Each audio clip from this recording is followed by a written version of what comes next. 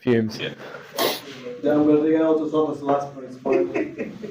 All right, thanks everyone. We all know the drill. Probably not going to get to everyone. Pat Cummins, Australian captain, here today after the 5th and final Test match against India. So, someone want to lift hands up everywhere? I'll go with you, sir. Pat, first of all, congratulations, a brilliant series for you guys.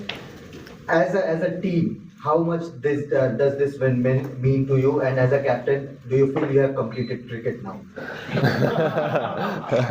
Unfortunately, I've got to keep playing. No, it's huge win. In the context of this series, is as big a series as you're going to play at home. It felt like it was kind of seesawing throughout the whole series. So to finish it, 3-1 to hold the trophy is amazing feeling. And then I think the extra layer is now securing a spot in the World Test Championship final, which was always a huge goal for us, in this cycle. And we've done it. So really satisfied. We'll stay on this side, guys, and then we'll come over there. Pat, just want to ask you, we've had numerous duels with Virat Kohli, on-field duels with Virat Kohli over the years, possibly his last Test series in Australia. If you could just sum up, how has it been competing with Virat in Test matches, especially on Australian side? It's always been a wonderful contest. It's always, I think more than just the runs that he brings to the game, there's always a bit of added theatre, which is sometimes good. Sometimes it can roll you up as an opposition, which I'm sure is part of his plans.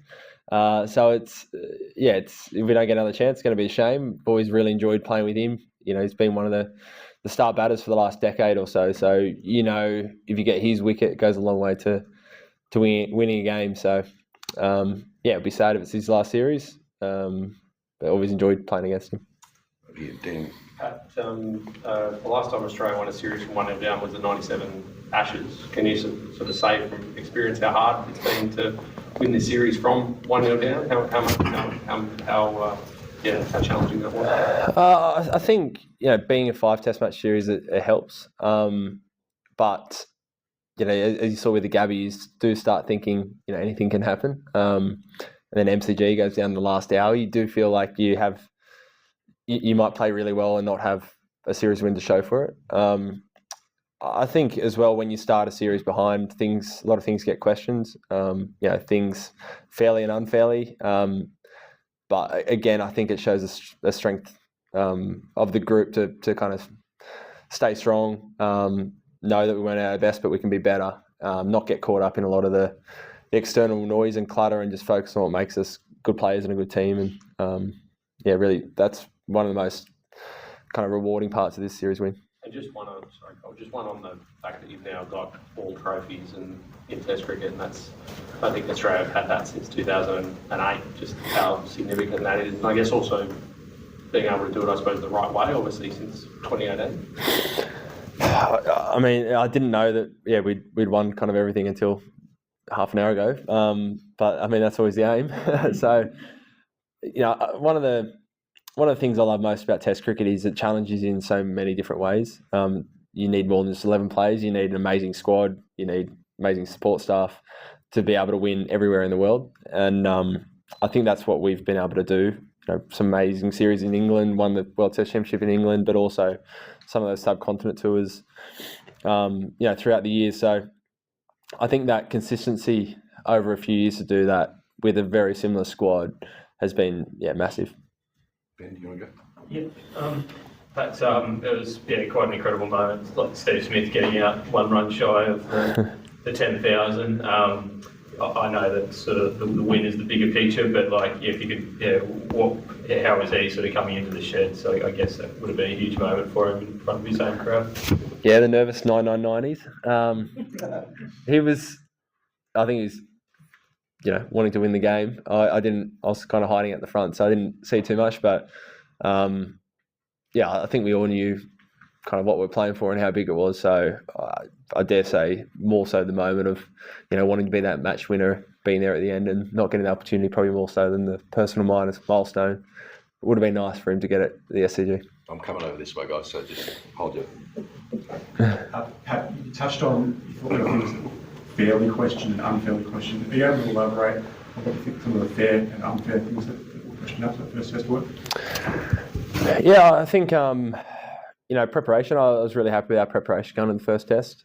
I think, if you don't play well, that gets questioned, but if you do play well, people just forget about that. I think, team unity, we were, always, for the most part, we're always really good. This summer we've been awesome. The group's been really tight and very honest, and knew that we weren't at our best. So, a couple of those things that play out inevitably when you lose, that happens. But again, I think, things like we weren't at our best. That's fair. But as I said, before, I think overcoming that and staying strong is easier, said than done. Pat, Bo Webster goes from being on the fringes throughout the whole series and gets a go in the final test. What do you make of his contribution in this test? And hitting the winning runs too, what was that like in the moments after you got us graded? Yeah, Bo was huge this test. I think he's one of those quintessential all-rounders where you feel like they're going to contribute in every facet of the game. That's what he does for Tasmania. I'm here. And he proved that, this test match, really important overs, thought he bowled beautifully, some great catches, and 2 really important knocks. So he just feels like he always is involved with the game. He couldn't have had a better debut. I think he was right beside Scotty as player of the match. Pat, congratulations. I just want to ask, can you just tell us that what happened after that Perth test? What changed? Because off the field there were a lot of things written about you, your team, the form of the players, Manas, everyone. There were a lot of questions about off-field and on-field things.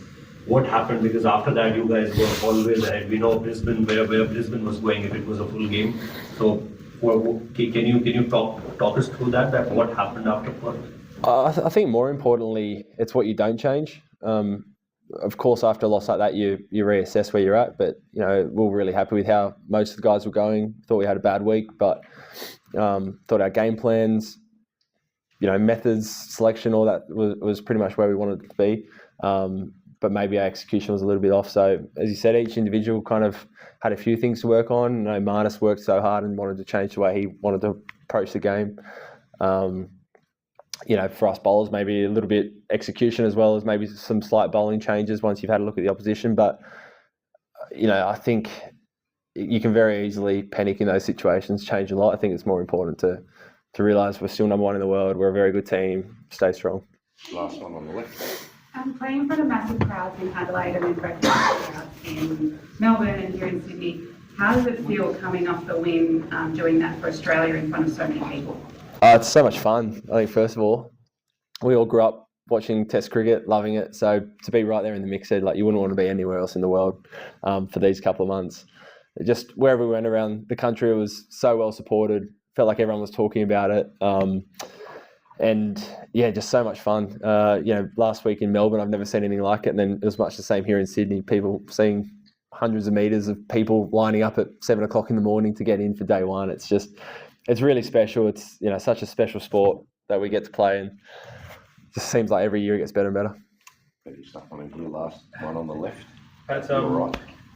thanks, Cole.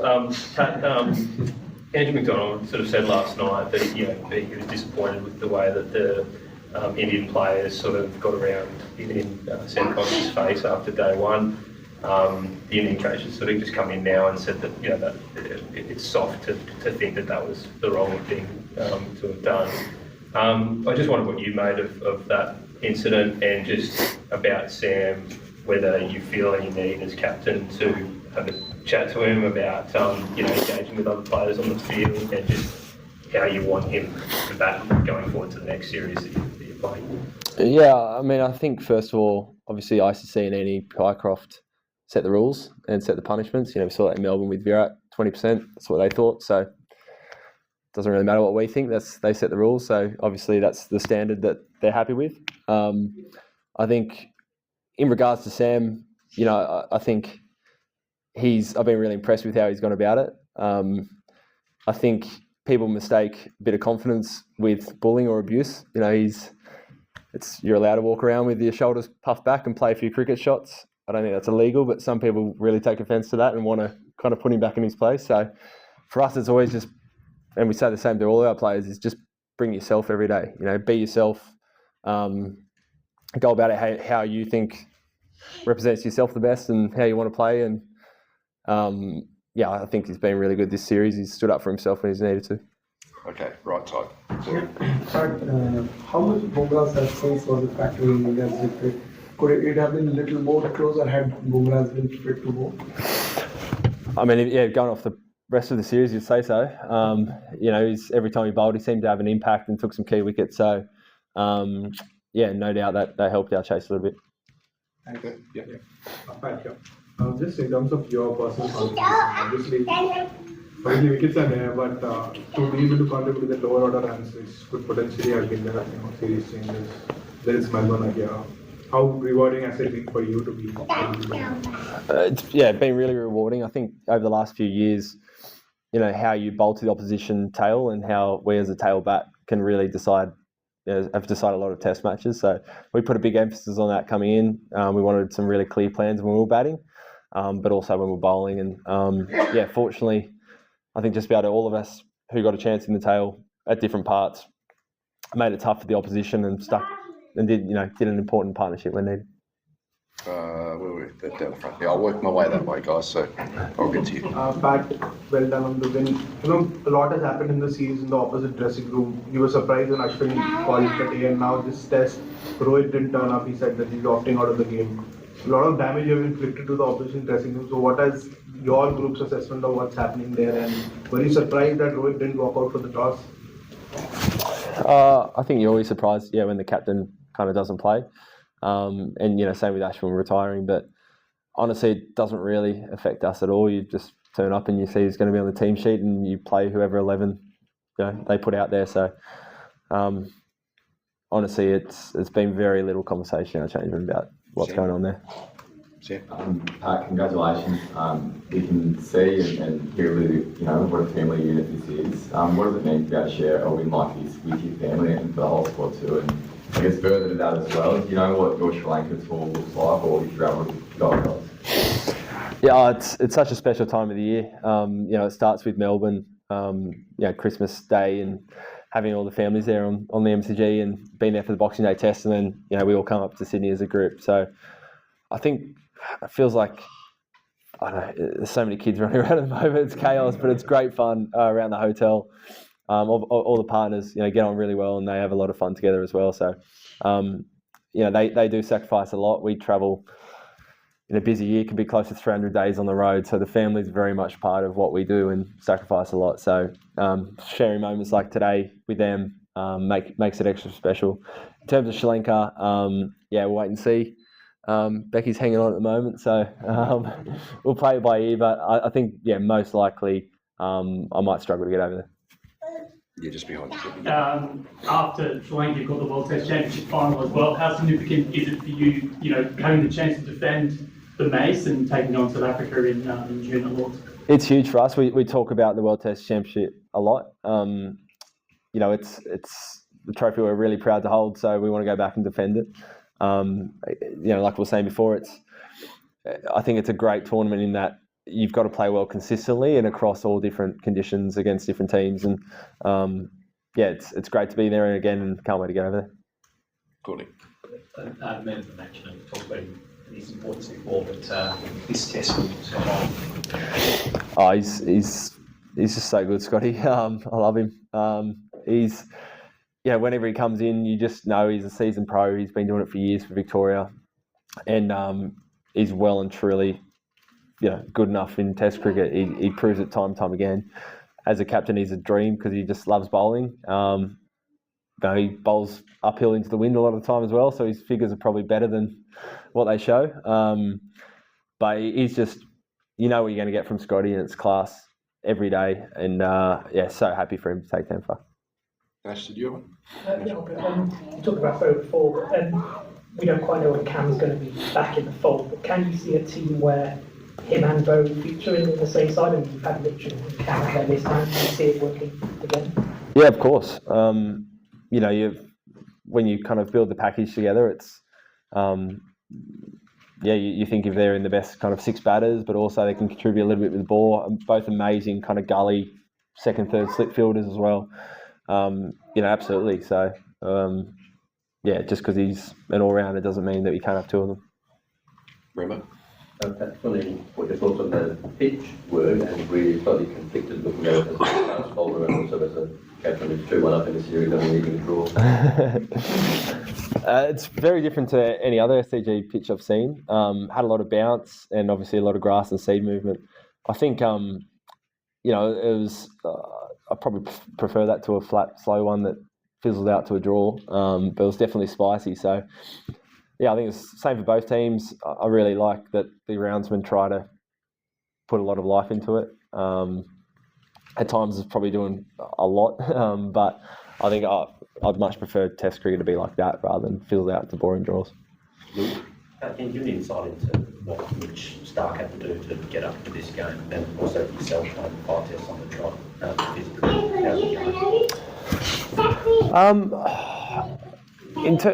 Nothing different really in terms of getting up for it. You just rest up and you know it's going to be hard work. But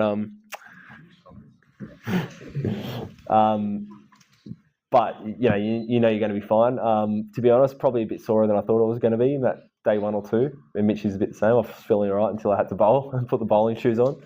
But again, I had a really good lead into the summer, so I actually felt like for the first 4 tests I was as fresh as I've ever been for Test cricket, and this one, after I bowled, a bit sorer than normal, but just tired. Nothing to be worried about. So one last push and it's fine. For you, when there's a WTC final, of course, but as a captain, you're one daily everything. What's your motivation going to be going forward? Do you see yourself as a responsibility to have some kind of a succession at some point? And how does it feel to talk at the press conference? It's such a. What do you think? I think. First of all, I just absolutely love what I do. So, that's probably the biggest driver in wanting to play Test cricket and work with this team and support staff, and I absolutely love everything about it. It's so much fun. So, if I could keep doing it for a little while, even better. I think. Sorry, what was the second part of that? Succession. Yeah, you always talk about it. Absolutely. We've got obviously 2 vice captains in the team. We've had 3 debutants this series.